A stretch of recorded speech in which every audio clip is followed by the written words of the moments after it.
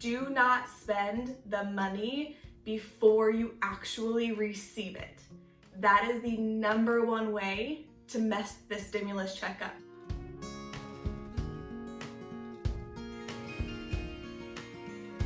Hello everyone, welcome back to our channel. I am so glad you are here and choosing to spend your time with me. Today, I'm gonna be talking about the second round of stimulus checks. So remember back in July, it was announced that we were getting another stimulus check. We were all so excited. We were really looking forward to it. And then 5 months later, it was approved for less than we all thought. So the first thing I want to do is just go over how you know if you're eligible or not. So you guys can go to the IRS website. It's irs.gov, and there's a Get My Payment function tool that you can use. It will tell you if you're eligible. It will tell you how you last received the last stimulus check, whether it was direct deposit or check. And then it will tell you how you are going to receive this second round of stimulus checks. Now, a lot of you guys have already received it. It's today, it's mid-January. So a lot of you guys have received it, but a lot of you have not. We just received ours on Saturday, so we were one of those later people because we got ours in the mail.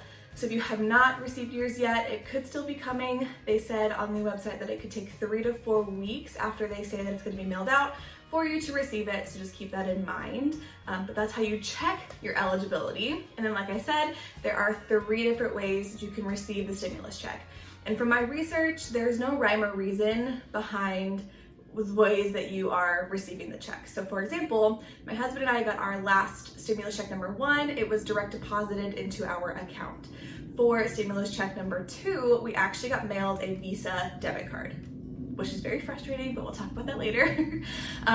So that from my research, and you guys can let me know in the comments below, there's no rhyme or reason whether you're getting direct deposit, check, or Visa card, because again, there's no consistency. We got ours direct deposited the first time, and this time we got a Visa card. So I'm really not sure how or why you get what you get.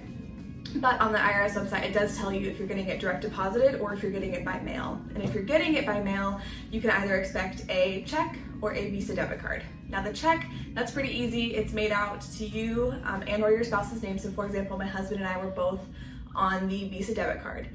So they'll make the check out to you or you and your spouse, depending on how you file. Super easy, go to your bank, you can mobile deposit it, great. With the Visa debit card, however, I would highly recommend that you guys take a look at the IRS website. I will leave it down below for what the envelope could look like, because it does really look like junk mail. Like it looks like, you know, those credit card offers you get in the mail. That's what it looks like. And then I also, you know, it's a bad thought to have, but I think people may be taking advantage of the fact that they are sending out Visa debit cards and trying to scam people. So make sure that you are aware of what it could look like for you. The check, if you got a check last time, it looks the same. If you get a check this time, I'll post the link down below to see what it looks like. And then for the Visa debit card, again, just make sure that you're aware of what it looks like, because when I got ours in the mail, it honestly looked like junk mail. And I'm sure there are so many people that have just tossed it, not even thinking that it could be their stimulus check. So just keep that in mind. Also with the Visa debit card, they do give you the option to use it obviously as a prepaid Visa debit card. You can use it as an ATM. There are fees if you don't use it with the bank that the debit card is with, which I've never heard of the bank before. So for us, I don't think that I would use it at an ATM. And then you can also transfer it to your personal bank account. So you can log on to the website that's listed on the letter, and you can use the information that they give you, and you can do an ACH transfer from the debit card into your bank account, which is what we did. And they said it takes about 2 to 3 business days. I initiated it yesterday. I still haven't gotten anything, so hopefully it went through. If not, I kept all the information. But yeah, those are the 3 different ways that you can receive it. And again, no rhyme or reason. I wish it was just direct deposited to us, because we would have already had it by now, and that would have been great.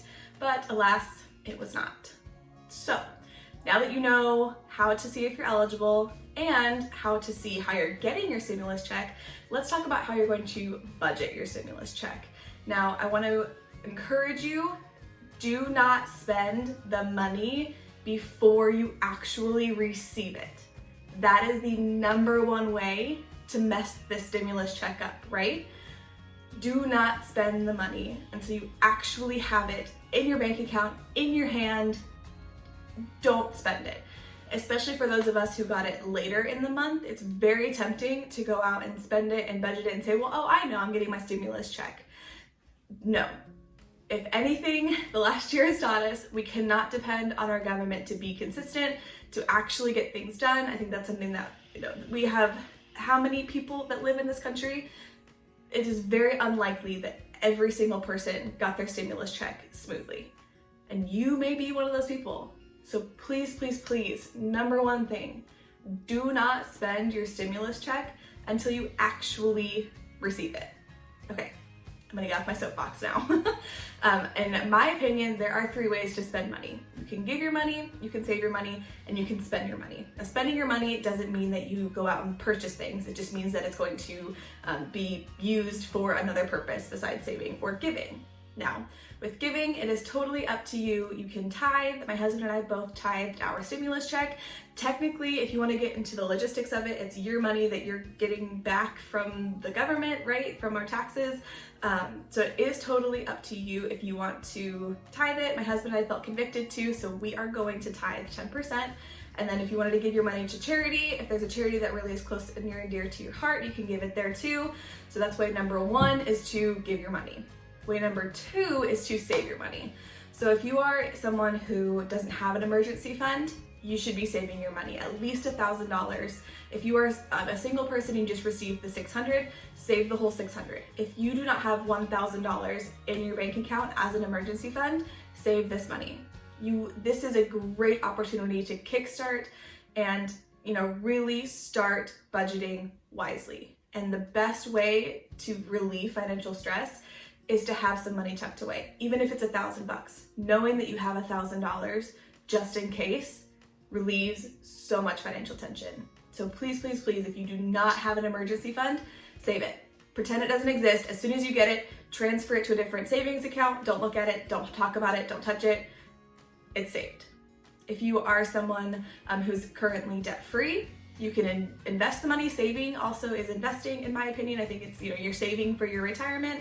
So if you are debt-free, absolutely, you can invest it. Why not? It's an extra $600, $1,200, depending on if you have kids, it could be more. So why not save or invest it?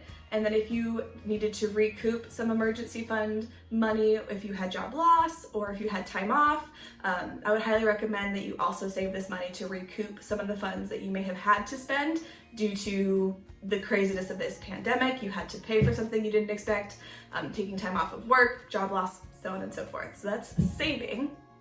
Now spending, when I say spending, I don't mean going out and buying a TV or going out and buying the brand new iPhone. I would not suggest spending your money on material items. Think back to when we got our first stimulus check. If you were someone who purchased an Apple Watch, a TV, the newest iPhone, are you truly glad that that's what you spent your stimulus check money on? Really? Like really, are you, especially, we had more money last time. Are you really glad that that's what you spent your money on? In my opinion, I would say no if that was me, because I could have had it saved, especially when we received that first stimulus check. We had no idea how long this was going on.